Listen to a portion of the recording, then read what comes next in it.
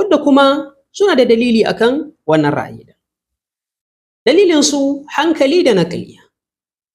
Naqlan shine suna dogaro da ayoyin Alƙur'ani mai girma, saboda suna cewa akwai ayoyin da suke bayyana cewa Allah maɗaukakin sarki ba shi da alaƙa da ayyukan bayi. Kamar misali, bismillahir rahmanir rahim, fawailul lilladhina yaktubuna alkitaba bi aydihim thumma yaquluna hadha min indillah. Anan kaga zamu ga cewa Allah maɗaukakin sarki ya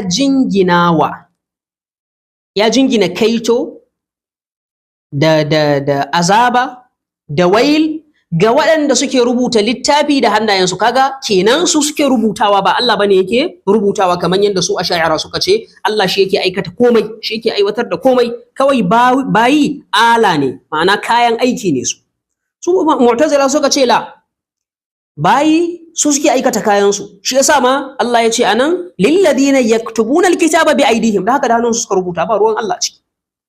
Wannan kenan. Sannan inda Allah madaukakin sarki yake cewa bismillahir rahmanir rahim, qul i'malu, ku yi aiki. Kaga kenan waye zai yi aikin? Ku za ku yi aikin. Fa sayarallahu a'malakum wa rasuluhu, zuwa ƙarshen aya. Dan haka anan qul i'malu, kaga kenan antum, ku za ku yi aikin, ba ruwan Allah a ciki. Dan haka ba kamar yanda su asha'ira suka tafi akai ba, su mu'tazila suna ganin la, ku za ku yi aiki. Haka tunda Allah ya ce ku yi aiki, da haka ba ruwan Allah cikin aikin ku, shi dai in kun yi zai gani. Sannan wannan aiki manzonsa sallallahu alaihi wa alihi zai gani, sannan mu'minai za su gani, wadda su ne a'imma alaihi musallatu wassalam, wadda yana daga cikin lata'if na makarantar ahlul bait alaihi mussalam, wadda zamu ga cewa ba wani ma'anan da zaka ba wannan ayan ya zama na cewa ya fito fili da suka wuce a'imma alaihi mussalam, tunda mu'minai ba sa ganin ayyukan bayi. In ka aikata mai kyau, Allah zai gani, manzansa zai gani, mu'minai ma za su gani, wasu mu'minan ne za su gani. Da haka zaka ga cewa in dai ba a'imma ba, wanda shi yasa ma ruwayoyi sun bayyana cewa duk abun da mutum ya aikata Allah madaukakin sarki yana sane da shi. Manzo sallallahu alaihi wa alihi yana sane da wannan aikin. Ana kaiwa gaban manzo sallallahu alaihi wa alihi, ana kaiwa gaban imamin wannan zamani, imamin wannan lokaci. Dan haka wannan ayan shahidi, wannan ayan, wancan ruwayan tana fassara wannan ayan, tana ishara zuwa ga ma'anan wannan ayan. Wannan ke ma'ana a'imma alaihi musallam sune misdaƙin wannan ayan. Almuhimmu koma kan magana. Da haka so suna ganin cewa to tunda Allah ya ce ku yi aiki, ba ruwansa, da haka ku za ku yi. Da haka kaga kenan ba zai yi ka jingina wa Allah wannan aikin ba. Da haka da ire-iren waɗannan ayoyin da suke dogaro da su, wanda Allah maɗaukakin sarki yake bayyana aikin bayi a matsayin su ne masu aikin, ba shi ba hannunsa a ciki. A yadda suka fahimta suke bayani, suke fassara waɗannan ayoyi da ire-irensu. Haka sai ya zama cewa wannan sun dogara da shi domin su tabbatar da ra'ayinsu.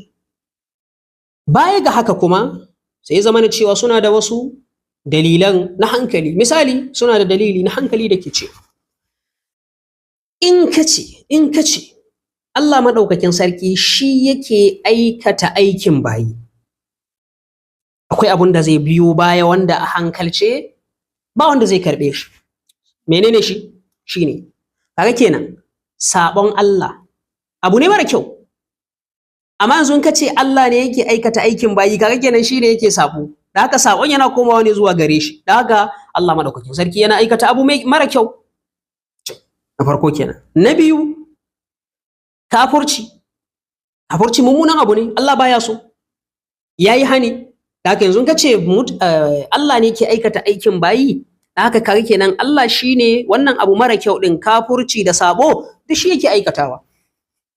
Da haka kenan zai kai ka zuwa ga jingina abu mummuna zuwa ga Allah madaukakin sarki, wanda wannan kuma hankali ba zai karba ba. Da haka sai suka ce to gini akan waɗannan dalilan, to kawai mafitan mu ɗaya ne, shine mu ce bawa shi yake aikinsa. Don haka in yayi mai kyau shi yayi, in yayi mara kyau ma shi yayi. Don haka shi shi zai ɗauki mas'uliyan aikinsa. Wannan kenan. Don haka baya ga haka sai suke cewa kuma na biyu, in ka ce Allah ke yi to ta yaya zai azabtar da bawa?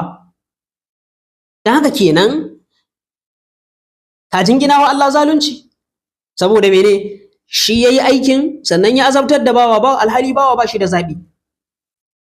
Kamar misali ka kama kan mutum sai ka tsoma shi a cikin ruwa, ko kuma ka ɗaɗɗaure shi, ka ɗaure hannayensa ta baya, ka ɗaure ƙafansa, sai ka jefa shi a cikin ruwa, sai ka ce kuma kar ya kuskure ya jike. In ya jike za ka hukunta shi. Kowa ya kalli wannan aikin zai ce kai azzalumi ne. Saboda mene? Saboda baka ba shi zaɓin rashin jikewan ba. Tunda ka ɗaure shi ka sa shi a ruwa, ta yaya ba zai jike ba? Dole zai jike. Don haka wannan sunansa zalunci. Sai suke ganin cewa to in ka ce Allah ne yake yin aikin bayi, yanzu kuma Allah zai azabtar da bayi, to kaga kenan ya zalunce su. Don haka sai suka ce ba zai taɓa yiwa mu karɓi wannan ra'ayin ba. Sai suka tafi akan cewa ra'ayi karɓaɓɓe shine mu ce abun da yake na haƙiƙa bayi su suke aikin su, shi yasa ma Allah su zai azabtar, shi kenan magana ya kai. Haka wannan shine dalilin Mu'tazila akan ra'ayinsu na cewa Allah maɗaukakin sarki ba ruwansa da ayyukan bayi. Bayi su suke gudanar da ayyukansu, ba hannunsa a ciki. Wannan shine ra'ayinsu da kuma dalilinsu, wadda malamai suna ba su amsoshi mabambanta. Ba laifi mu ambaci wasu daga ciki.